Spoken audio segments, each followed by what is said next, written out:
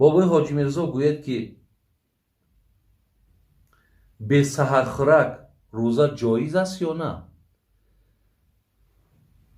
ман пештар ира ҷавобша гуфта будам ки пайғамбари нозанин гуфта буданд тасаҳҳару фа инна фи суҳури барака. шумо саҳархезӣ кунед, яъне ҳадди аққалам бошад як пиёла чояи обай нӯшед,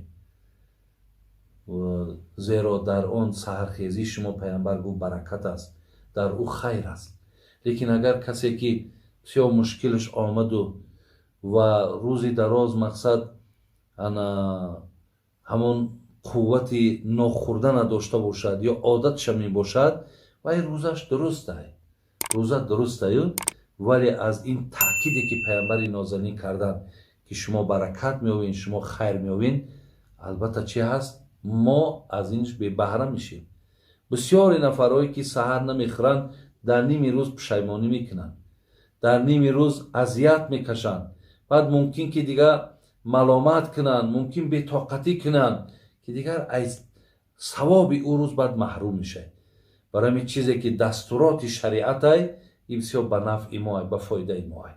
аз ҳамин лиҳоз аз ин баракот ҳам худона бенасиб накунем.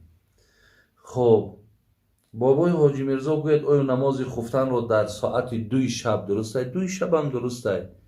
мо ака ҳаракат кунем бародарои азиз ки то ҳамин соатҳои мақсад 10-11 шаба хонем, дигар вақтҳои кароҳияташ мақсад боқӣ намемонад. чӣ қадар агар таъхир кардем, қисми охири шаб рафтан гирифтем, намозҳомон дуруст мешавад, валекин ба ҳар ҳол кароҳият пайдо мешавад.